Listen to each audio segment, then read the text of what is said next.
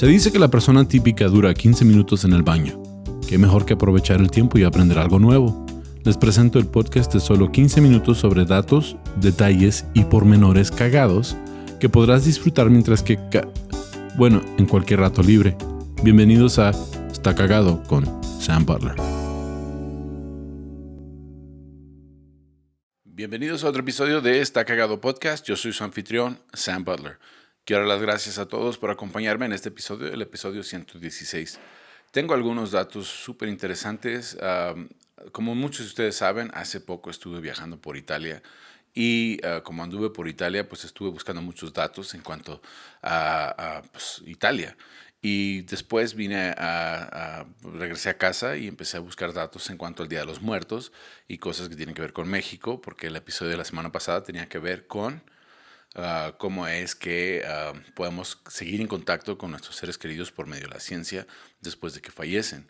Entonces no sé si el algoritmo pues ahí detectó algo, pero me llegó un artículo, una sugerencia y empecé a buscar información y se me hizo extremadamente chido y pensé pues está perfecto para el podcast. Estoy hablando de una excavación arqueológica que se hizo aquí en México, eso de 1933, en una zona que se llama Tecaxic, Calitlahuaca, ¿sí? Calixtlahuaca, perdón. Es Tecaxic, Calixtlahuaca. Si lo dije mal, ahí me pueden corregir en los comentarios de YouTube. De hecho, pues gracias a todos ustedes por apoyarme en mi canal de YouTube, a tu amigo Sam, y gracias a todos los que me apoyan por medio de plataformas de podcast. Gracias de antemano y a los cagadienses del grupo de Facebook, el grupo oficial de Está Cagado Podcast. Total, en esta zona, que es una zona arqueológica, cerca de la ciudad de Toluca, cerca de la Ciudad de México, de hecho, hay como 17 estructuras piramidales en esa zona y no fue hasta 1930 que empezó la excavación y estamos hablando de un hallazgo que se encontró ahí que fue algo sorprendente. De hecho, fue el jefe de arqueología del Estado de México, José García Payón, que en 1933 encontró un artefacto súper interesante. Encontró una cabecita, literalmente era una cabecita, estuve buscando datos, y esta cabecita medía como 3 centímetros. Entonces, imagínense, es una cabecita pequeñita, pero lo interesante es que era una cabecita romana. Entonces, allí el jefe de arqueología pues no la pensó mucho. Realmente a él lo que le interesaba es averiguar más o menos cuándo es que se construyeron y se enterraron a las personas, y estuvo buscando más como artefactos de barro para poder comprobar la fecha. Entonces sí tomó nota, no lo hizo público, que encontró esta cabecita romana, pero sí fue algo de interés y no fue como hasta 30 años después que un etnólogo austriaco, ¿sí? Que se llamaba Robert von Hein-Glerden, que empezó a cuestionar un poco en cuanto a esta cabeza romana. Dijo, pues ¿qué onda con la cabeza romana en una pirámide prehispánica en México?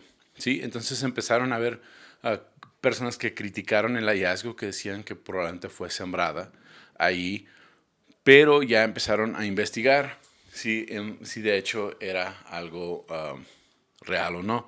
De hecho, hubo un arqueólogo prestigioso, Ernst Bohringer, y él era del Instituto Alemán de Arqueología, que un año después, en 1960, empezó a cuestionarlo y a buscar más en cuanto a ello.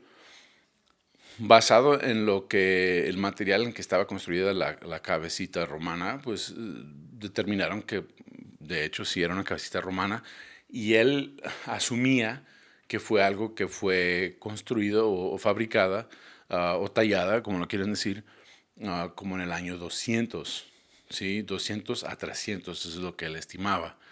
Y fue fechada como auténtica y pues esto fue algo muy interesante.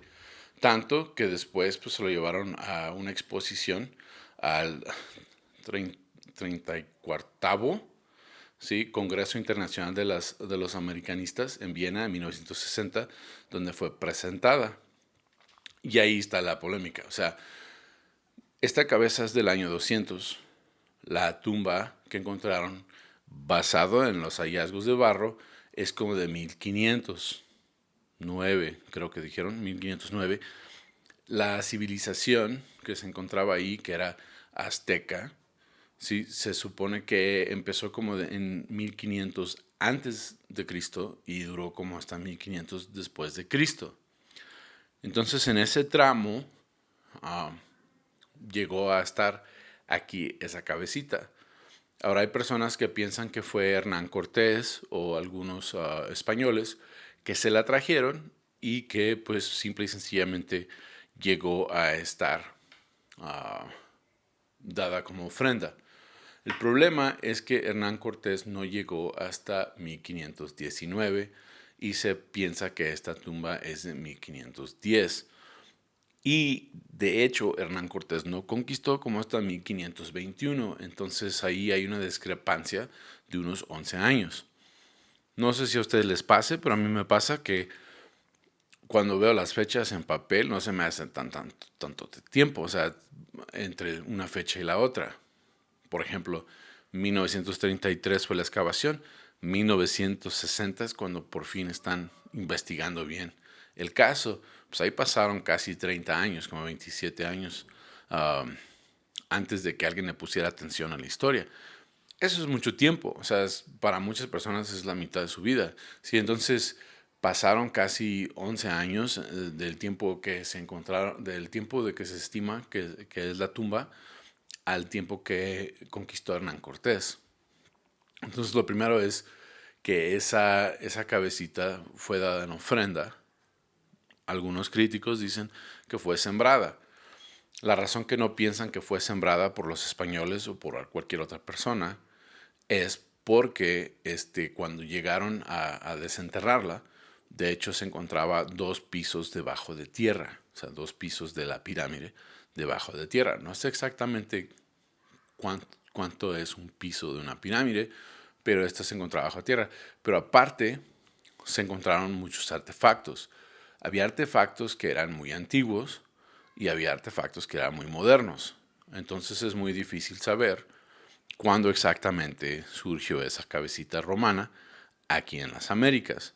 Pero lo que sí se sabía es que muchas veces las ofrendas las reciclaban y las volvían a utilizar para distintas ofrendas. Entonces es posible que mucho antes haya llegado ese artefacto y que ha sido ofrendado varias veces dentro de esa cultura.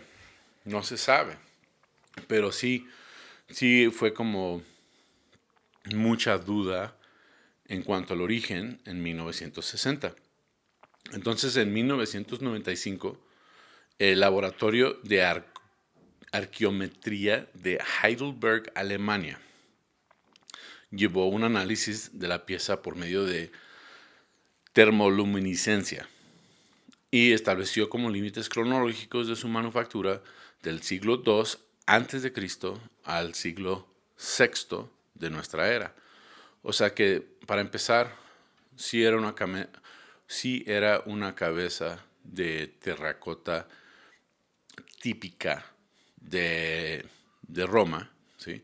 Sí eran los materiales típicos y sí la figura tenía el estilo típico que se utilizaba en esas fechas, como para el emperador o para romanos, ciudadanos romanos. Tenía barba, tenía el pelo chino, tenía el cabello largo o semilargo, pelo chino.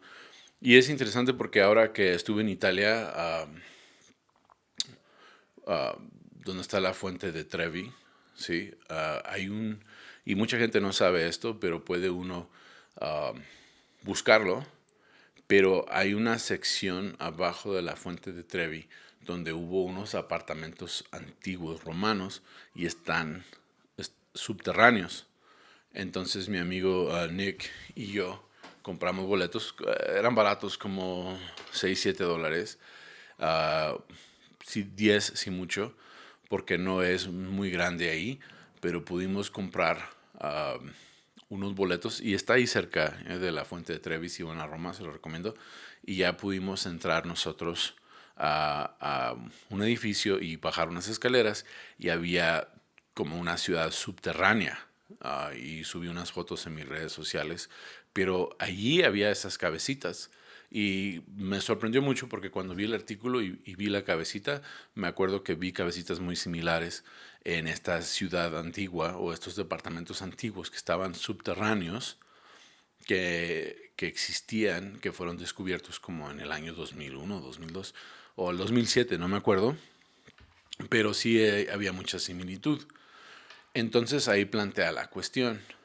¿Fue algo sembrado? No lo piensan, porque aparte de que encontraron barro de muchas diferentes épocas y se sabía que reciclaban sus ofrendas, aparte de eso había muchas cosas de mucho valor como turquesa, oro, uh, uh, artefactos valiosos, y piensan que, porque había personas que criticaban, decían que los españoles lo habían plantado después, pero pues uno sabe que si hubieran excavado ahí anteriormente, probablemente no estarían los artefactos de mucho valor, que aún en ese tiempo pues para eso vinieron aquí a conquistar, para llevarse todo el oro.